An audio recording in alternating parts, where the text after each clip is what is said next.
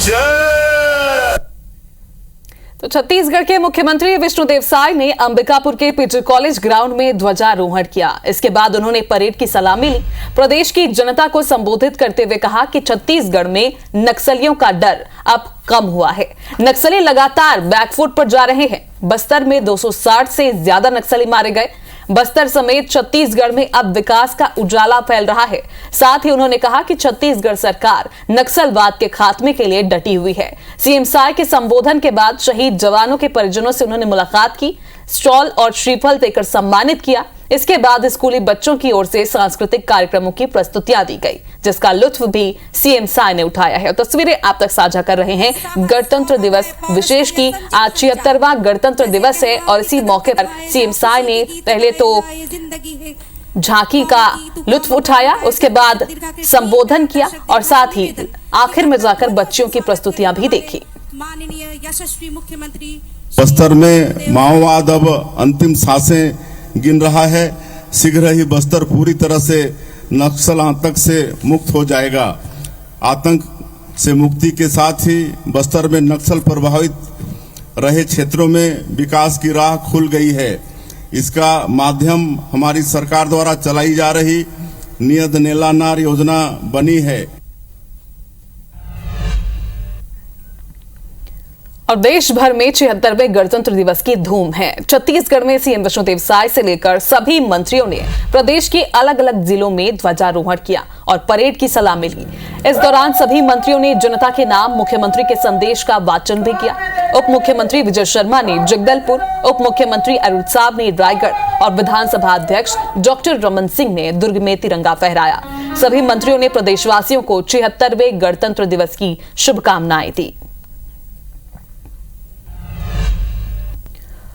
और इसी बीच राजधानी रायपुर से आपको बड़ी खबर बता दें, कांग्रेस से महापौर के लिए दीप्ति दुबे लगभग तय हो चुकी हैं। पूर्व महापौर और वर्तमान सभापति प्रमोद दुबे की पत्नी है दीप्ति दुबे, जिनका नाम लगभग तय माना जा रहा है। बिलासपुर में प्रमोद नायक और विनोद साहू में कोई एक प्रत्याशी हो सकते हैं। धमतरी से अनुराग मसीह का नाम भी लगभग तय माना जा रहा है। शाम को पीसीसी प्रभारी सचिन पायलट की मौजूदगी में एक बड़ी बैठक है, जिसमें नामों का ऐलान हो जाएगा।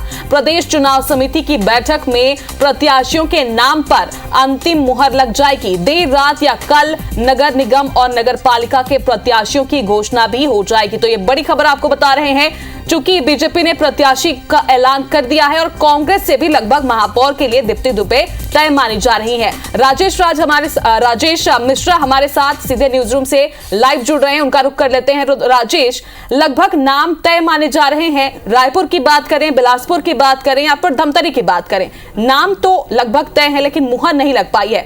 क्या रणनीति कांग्रेस की तरफ से इन प्रत्याशियों के नाम पर हो सकती है? देखिए, बिल्कुल, जब भारतीय जनता पार्टी ने सभी नगर निगम में प्रत्याशियों की घोषणा कर दी तो निश्चित रूप से कांग्रेस में इस बात को लेकर खलबली मची हुई है। और होता चुनाव में अक्सर ये देखा गया है कि दोनों ही पार्टियां, जो प्रमुख पार्टियां हैं, उनकी कोशिश रहती है कि सामने वाले के पत्ते देख लें फिर अपना पत्ता ओपन करें। तो ये इस रणनीति पर कांग्रेस चल रही थी और अब भारतीय जनता पार्टी के पूरे पत्ते ओपन हो चुके हैं। तो अब कांग्रेस भी कुछ देर बाद ही जो चुनाव समिति की बैठक होने वाली, प्रदेश चुनाव समिति की बैठक होने वाली सचिन पायलट की उपस्थिति में, उसमें अंतिम निर्णय, अंतिम मुहर जो लगने की तैयारी है। और जो हमको जानकारी मिली है, लगभग ये तय माना जा रहा है कि रायपुर नगर निगम से, जो रायपुर नगर निगम के पूर्व महापौर और जो सभापति हैं प्रमोद दुबे, उनकी पत्नी दीप्ति दुबे का नाम लगभग तय माना जा रहा है, क्योंकि सिंगल नाम डीसीसी से पीसीसी पे आया था और वो उनका नाम लगभग तय माना जा रहा है। इसी तरह अगर हम बिलासपुर की बात करें तो बिलासपुर से शहर जिला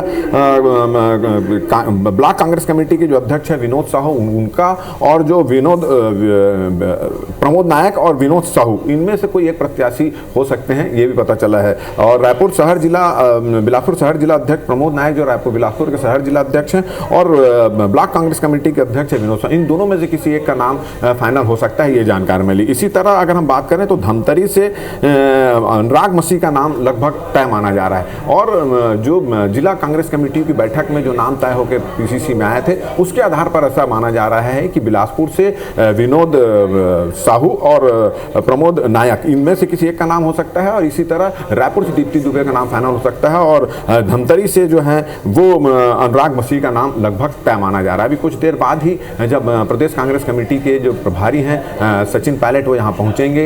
लगभग 6 बजे प्रदेश कार्यालय जो राजीव भवन है वहाँ पर कांग्रेस की एक बैठक होगी और बैठक के बाद जो है इस पर पूरा विचार मंथन किया जाएगा, अंतिम स्क्रूटनी और चलेगी और उसके बाद ऐसा माना जा रहा है कि देर रात तक या कल तक रायपुर के कांग्रेस के जो प्रत्याशी हैं और साथ साथ जो जितने नगर निगम हैं उनके प्रत्याशियों की घोषणा हो सकती है और पार्षद जो वार्ड हैं उनके पार्षदों की भी घोषणा, प्रत्याशियों की भी घोषणा हो सकती है। तो अभी भी जद्दोजहद जो है प्रत्याशियों के लिए एक नाम को लेकर कांग्रेस में लगातार चल रही है।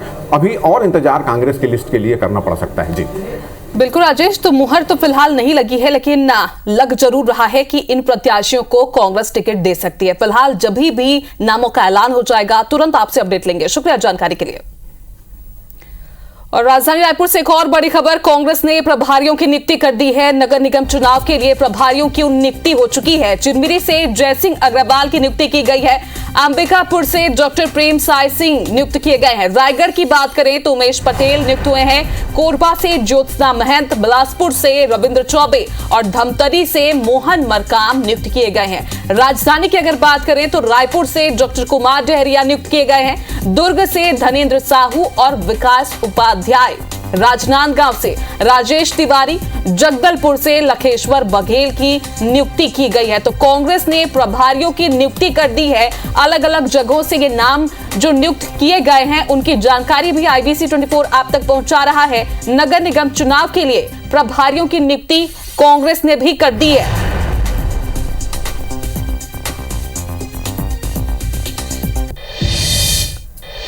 जगदलपुर नगर निगम में 20 सालों से सक्रिय संजय पांडे को बीजेपी ने अपना उम्मीदवार बनाया। IBC 24 से खास बातचीत में बताया कि नगर निगम में भारतीय जनता पार्टी की जीत होगी।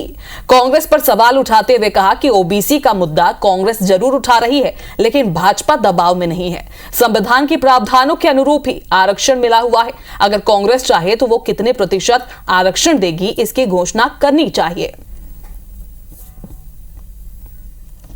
भारतीय जनता पार्टी ने नगर निगम की टिकटें घोषित कर दी हैं और जगदलपुर में सामान्य सीट पर उम्मीदवार बने हैं संजय पांडे। आप क्या कहना चाहेंगे? टिकट घोषित हो गई और आपको मौका मिला है।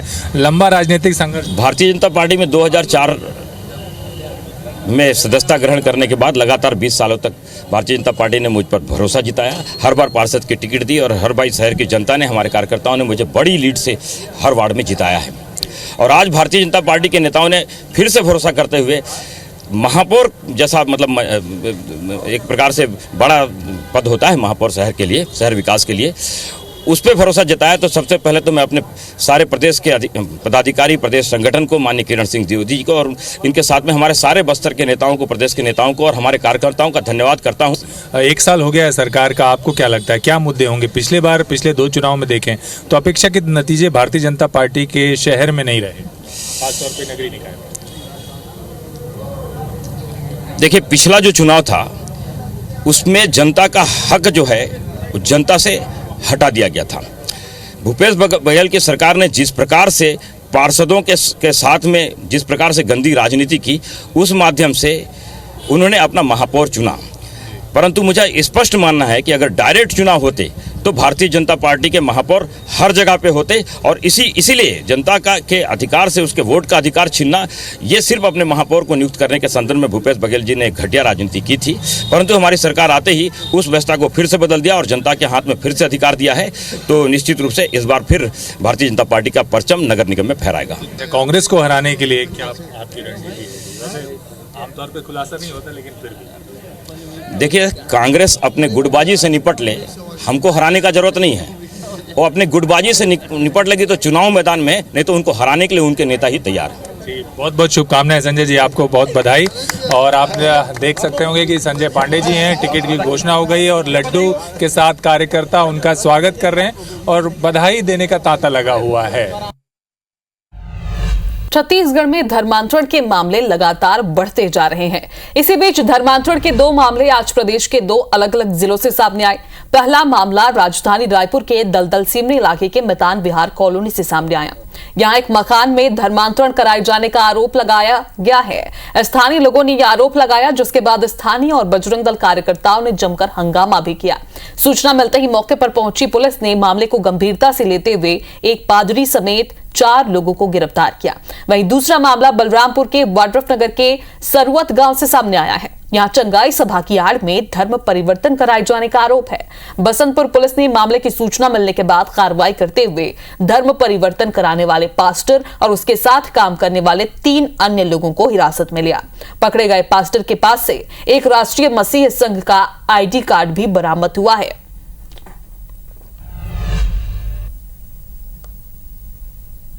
धर्मांतरण हो रहा है बड़ी तेजी से, पिछले कई सालों से हो रहा है, सुनाई दिया है। पिछले कई सालों से यहाँ इस घर में, दिखाइए घर को, वहाँ धर्मांतर हो रहा है।